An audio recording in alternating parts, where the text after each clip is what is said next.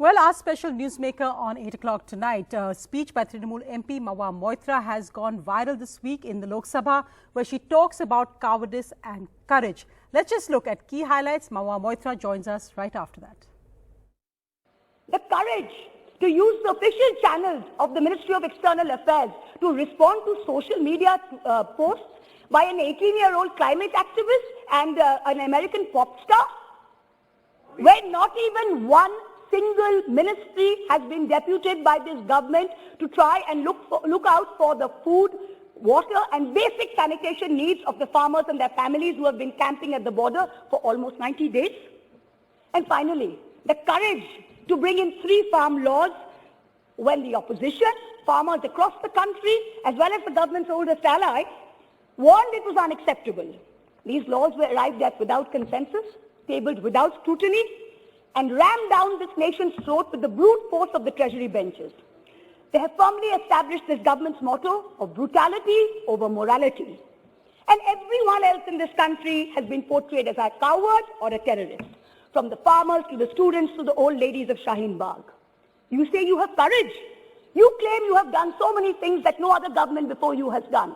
Yes, that is true. In true fascist fashion, you have made every act of pettiness, of vengeance, of hate, of bigotry a part of your narrative of courage. The reason no one has done it before you is not because no one had the courage, but simply because it was not the right thing to do. There is a fundamental difference between cowardice and courage. The coward is brave only when armed with power and authority. The truly courageous can fight even when unarmed. Do not forget this. In the 125th year of Subhash Chandra Bose's birth, the central government has made every attempt to hijack Netaji's legacy and weave it into their own fake, narrow narrative of courage. But this nation needs to know that Netaji had 2 clarion calls, both embodiments of his courage and his spirit. One was the salutation, Jai Hind. Today this government has replaced this national greeting with a narrow religious chant that it uses as a war cry to heckle, to bully, and to always remind the minority about who's in charge. Netaji's second call was Delhi Chalo, Chalo Delhi. This government falls over itself to pay lip service to Netaji, but in truth, you block the borders in Singhu, in Ghazipur, in Tikri with walls and spikes for all those who actually want to come to Delhi to tell you that much like Subhash Chandra Bose, they too will not accept any halfway house. Netaji told us never to lose faith in the destiny of India, and it is not India's destiny to be ruled by cowards. The time has come for us all to show courage. Please conclude. गिरते हैं सहसवार मैदान जंग में, वो तिफल क्या गिरे जो घुटनों के बल चले? Repeal or nothing. Thank you. Well, joining us now tonight is Mahua Moitra of the Trinamool Congress. Mahua, I wanted to go beyond just politics and look at the themes you've chosen in this, cowardice and courage. Now, it's a speech that has gone viral. You've got lots of feedback on it, but you're also now facing 2 privilege notices, and you're saying that you won't be bullied into silence, that you do have a certain privilege as Lok Sabha MP. What do you mean by that? Look, the law is very clear on this. This is typical BJP tactics, Sonia. It's typical. If you can't get them with the CBI and you can't get them with the ED, they try every dirty trick in the book. If you remember my first speech way back in June in 2019, they first didn't catch on that it would become viral or that people would identify with my words. In a couple of days' time, when they found that people did and it resonated with all of India, immediately they set one of their pet media channels to come out with this entire plagiarism rubbish, right? So similarly with this speech, I think it hit home hard. And in about 48 hours, they kind of understood that a lot of people are resonating with this speech. So their spin factories, their propaganda machine, their dirty tricks department were absolutely, up to the game. And what they've done is 2 members put in a notice of privilege. Now, let me be very clear. They quote Article 121. Article 121 is very clear that in the Lok Sabha or in the Rajya Sabha, you cannot discuss anything related to the conduct of a sitting judge of the High Court or the Supreme Court during the discharge of his duties. What I said was in complete public domain. This particular gentleman in question is not a sitting judge. He's an ex-Chief Justice of the High Court, of the Supreme Court. He has absolutely no constitutional protection whatsoever. And the second thing is, as far as I know, the Constitution of India does not define sexual harassment as discharge of duties of a judge of the Supreme Court of India. Right. So I I'm going to take that, Mahua, because I'm going to leave that because at the moment, of course, those remarks have been expunged. But let me just take... I'm sorry, Sonia, actually, I have not received anything that they have been expunged. And if you look at the Lok Sabha website, it is still available for everyone to see. So right. I'm not even sure they have been expunged. I, for one, have not been given any notice that they have been expunged, as they should not be, because I have not violated any rule either of the parliamentary procedure or of the Constitution. I actually want to pick up on what you were saying on the two themes that you picked up. We talked about the cowardice and courage, and you talked about the use of state government machinery. Now, across the board, now we've seen this.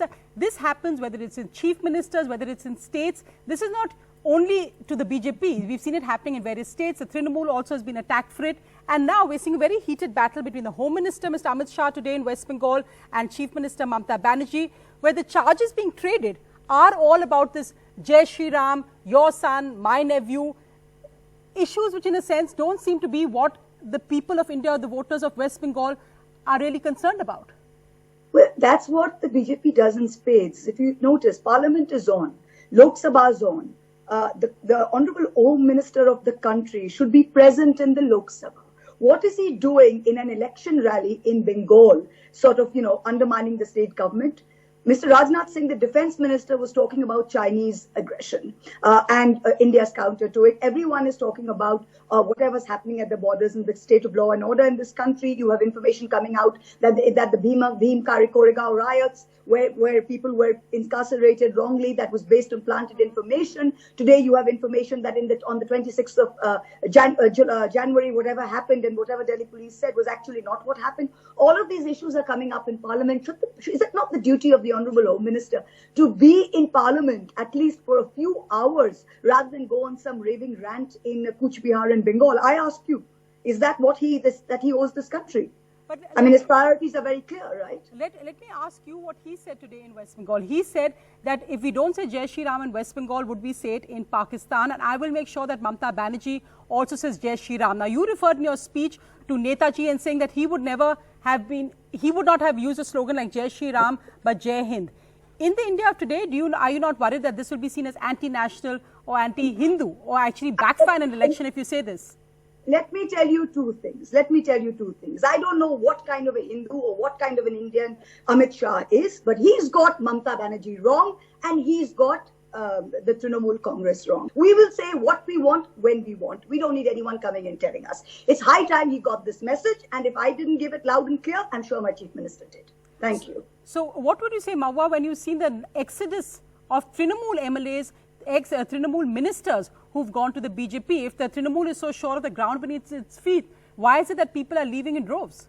I want to correct you. Actually, no one's left in droves. We had a majority of 211 out of 294. Then we had people from the Congress join us. So we had a total of 217 MLAs. I was also an MLA in the West Bengal Assembly, the current one, before I became an MP.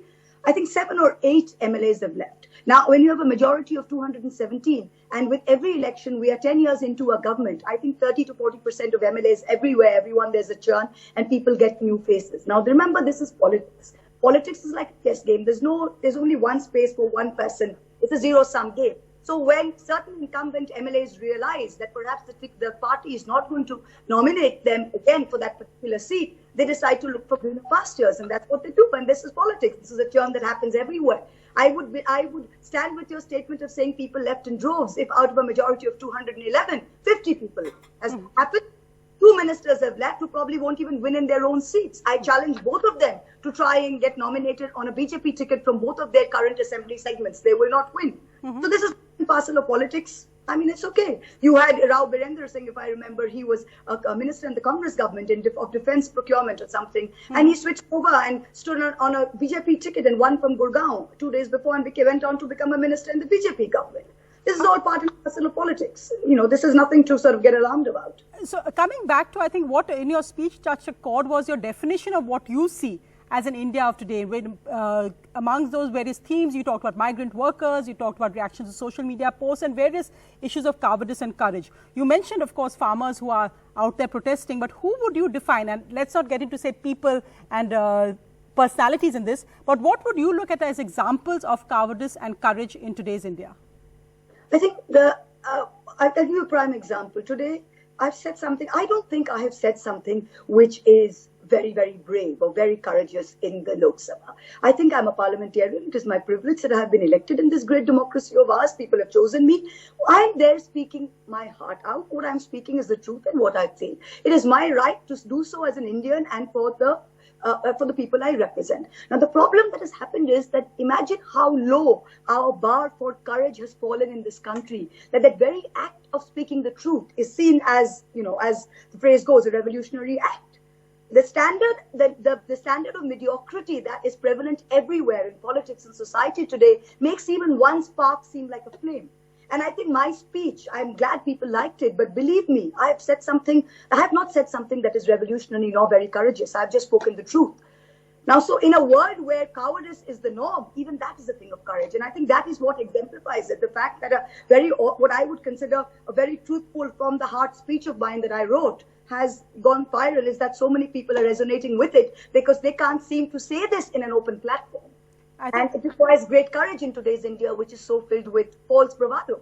No, I think that's the key point. Just speaking the truth nowadays is seen as an act of courage. Thanks so much, Mahua, for joining me. It was great speaking to you. And as I said, congratulations on a very impassioned speech there. We'll, of course, see what happens with those privilege motions. But thank you very much for joining us.